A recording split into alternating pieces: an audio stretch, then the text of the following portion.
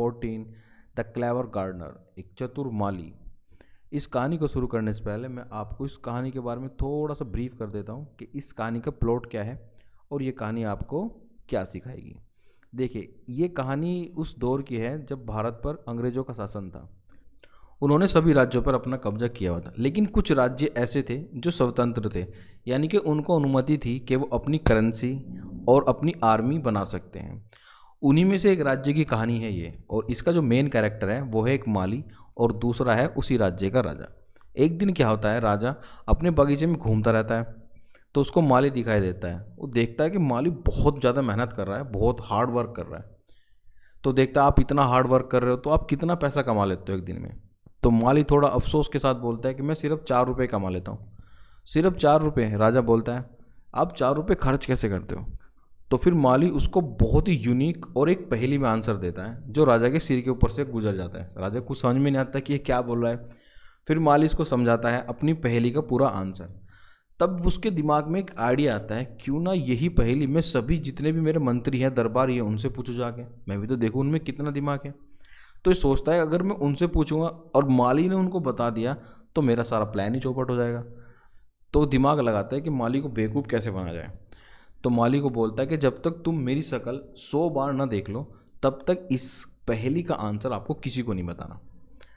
तो माली बोलता है ठीक है सरकार, ओके।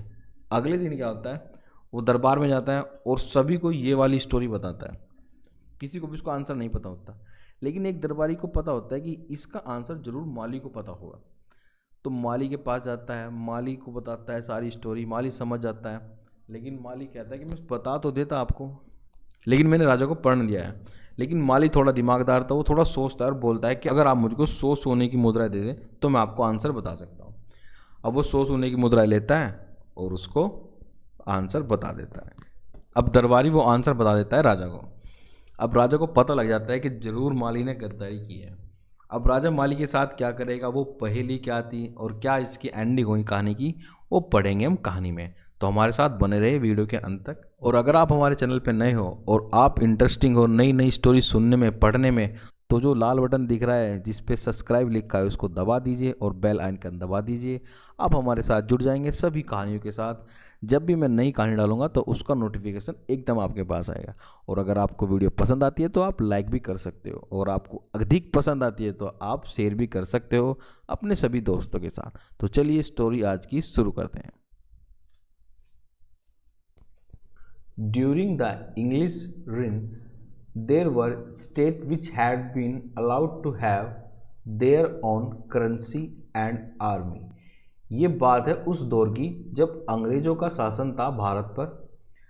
एक राज्य था जिसको अनुमति थी कि वह अपनी करेंसी यानी कि अपने पैसे और अपनी आर्मी यानी कि आर्मी मतलब अपने सैनिक रख सकता है। One day in a such state, एक दिन उस राज्य में अ नवाब जो उनका राजा था, सा आए गार्डन वर्किंग वेरी हार्ड, उसने देखा कि एक माली अपने गार्डन में बहुत कठिन कार्य कर रहा है। द नवाब आस्क्ड हिम, नवाब ने उससे पूछा how many rupees do you earn in a day, आप एक दिन में कितने पैसे कमा लेते हो। The gardener replied that he earn only 4 rupees. अब माली ने रिप्लाई किया कि मैं सिर्फ 4 रुपये कमाता हूँ। How do you spend this money, तुम वो पैसा कैसे खर्च करते हो, आस्क्ड द नवाब, नवाब ने पूछा। द गार्डनर रिप्लाइड, अब माली ने उत्तर दिया, फर्स्ट आई ईट, पहला जो रुपया है उसको मैं खाता हूँ। सेकंड आई लैंड, दूसरा मैं उधार देता हूँ। द थर्ड आई पे back and fourth I through away, तीसरा मैं लौटाता हूँ और चौथा मैं फेंक देता हूँ। The Nawab could not understand what the gardener said and asked him to explain it meaning। अब नवाब के सिर के ऊपर से गया सब कुछ, उसको कुछ भी समझ में नहीं आया कि गार्डनर ने उसको क्या बोल दिया। उसने कहा भाई ऐसा करो, इसको प्लीज़ इसका मीनिंग बताओ, मुझे एक्सप्लेन करो इसको प्लीज़ यार, ये कुछ भी समझ में नहीं आया मेरे पास। द गार्डनर एक्सप्लेन, अब माली ने उसको बताया विस्तार से। With the first rupee feed my wife and my self, जो पहला रुपया है उससे मैं अपनी वाइफ को और अपने आप को खिलाता हूँ, यानी कि अब दोनों का लालन पालन करता हूँ। With the second rupee feed my children, जो दूसरा रुपया है उससे मैं अपने बच्चे को खिलाता हूँ। They will look after me in my old age, वो क्या करेंगे जब मैं बूढ़ा हो जाऊँगा तब मेरी देखभाल करेंगे। व्हेन आई एम वीक, जब मैं कमज़ोर हो जाऊँगा या मैं थक जाऊँगा तब वो मुझे सहारा देंगे। With the third rupee I feed my parents and pay back to them for all they did for me, जो थर्ड रुपया है वो मैं अपने माता पिता का लालन पालन में खर्च करता हूँ, क्योंकि जो उन्होंने मेरे लिए अब तक किया है उसके लिए। Fourth I give to the needy expect nothing in return, जो चौथा रुपया है वो मैं क्या देता हूँ जो ज़रूरतमंद लोग होते हैं, जहाँ से मुझे कोई उम्मीद नहीं कि पैसा वापस आएगा, जैसे दान देते हैं वगैरह वगैरह। So it is thrown away, इसलिए मैं इसको बोलता हूँ कि पैसा फेंक दिया। The Nawab was much pleased with gardener and said, जो राजा थे वह माली से बहुत अधिक प्रसन्न हो गए और उसको बोले, promise that you will not tell the answer to this question until you have seen my face 100 times, तुम्हें प्रोमिस करना पड़ेगा इस पहेली का आंसर किसी को भी नहीं बताओगे और तब तक नहीं बताओगे जब तक तुम मेरा फेस को 100 बार नहीं देख लोगे। The gardener promised and was again busy in his work, माली ने प्रोमिस किया, वादा कर लिया और वह फिर से अपने काम में व्यस्त हो गया। नेक्स्ट डे, अगले दिन, the Nawab asked his courtiers to explain what the gardener had told him.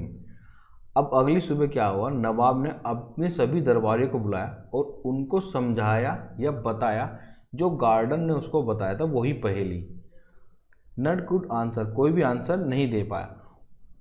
One of the courtiers who know the gardener went to him, उनमें से एक दरबारी माली को जानता था, वह उसके पास गया and asked him the meaning of the riddle, riddle का मतलब होता है पहेली। उनमें से एक गया माली के पास, उसने पूछा मीनिंग किसका, रिडल का यानी कि पहेली का। द गार्डनर सेड, माली ने कहा, I don't dare to tell you the answer to riddle until I have seen the Nawab's face on 100 time. अब माली ने कहा कि मेरी इतनी हिम्मत नहीं है, डेयर का मतलब होता है हिम्मत, मेरी इतनी हिम्मत नहीं है कि मैं इसका जवाब दे सकूं जब तक कि मैं राजा का यानी कि नवाब का चेहरा 100 बार नहीं देख लेता। द कोर्टियर्स वॉज सैड, अब जो दरबारी था वो दुखी हो गया उसका जवाब सुन के। देन द गार्डनर सैड, तभी माली ने कहा, बट लेकिन if you give me 100 coins, अगर तुम मुझे 100 सोने की मुद्राएं दोगे, I will tell you its meaning, मैं तुम्हें इसका मीनिंग मतलब समझा दूंगा। The courtiers at once offered the gardener 100 coins, और दरबानी ने उसको 100 सिक्के एकदम दे दिए कि लो जाओ मजे लो। The gardener then explain the riddle, अब माली ने उस स्टोरी को एक्सप्लेन कर दिया, उस पहेली को। The courtier went back to the Nawab with the answer, अब दरबारी राजा के पास पहुंचा जवाब लेके। द नवाब सैड, नवाब ने कहा, you must have learn the answer from the gardener himself, तो राजा ने कहा कि तुम्हें जरूर इसका आंसर माली से ही मिला होगा। The Nawab summoned the gardener and asked him why he had broken the promise, अब नवाब ने बुलाया, समन्ड का मतलब होता है बुलाना, माली को, और उससे पूछा कि तुमने अपना वादा क्यों तोड़ा।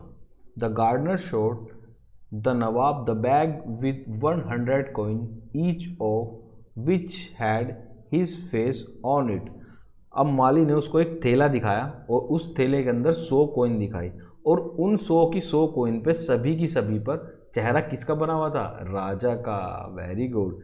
The Nawab was so much pleased with the Gardner's cleverness, तो राजा उसकी चतुराई से और ज़्यादा प्रसन्न हो गया, क्योंकि उसने वादा किया था कि 100 बार नहीं देखेगा राजा का चेहरा तो बोलेगा नहीं। अब सब में छपी हुई थी फोटो किसकी, राजा की। तो 100 बार उसने राजा को देख लिया, उसने चतुराई भी करी, वादा भी नहीं तोड़ा, और सोने की 100 मुद्राएं भी कमा ली। इसलिए वो क्या था, बहुत चतुर। और राजा भी उसकी चतुराई देखकर बहुत प्रसन्न हुआ, और उसने 100 मुद्राएं और दे दी किसको, गार्डनर को। That he rewarded him with another 100 coins. और राजा ने भी उसको 100 मुद्राएं और दे दी उसकी चतुराई को देखकर। तो बताओ बच्चों, इस कहानी से हमको क्या सीख मिलती है? ये जो कमेंट बॉक्स है ना, इसमें आपको लिखना चाहिए। जितना भी आप अच्छा लिखोगे उतनी ज़्यादा आपकी नॉलेज बढ़ेगी, क्योंकि जब हम लिखते हैं कोई चीज़ तो हम अपना आउटपुट निकालते हैं। इसका मतलब है कि जो हमारे दिमाग में होता है, अगर हम उसको एक बार लिख देते हैं कहीं पे भी, तो वो हमें लंबे समय तक याद रहता है। तो इसलिए हमको लिखना चाहिए, कमेंट करना चाहिए कि हमारी क्या समझ में आया है और क्या समझ में नहीं आया है, ताकि मैं भी जो नेक्स्ट वीडियो बनाऊं आपकी जो भी प्रॉब्लम है उसको सोल्व कर सकूं।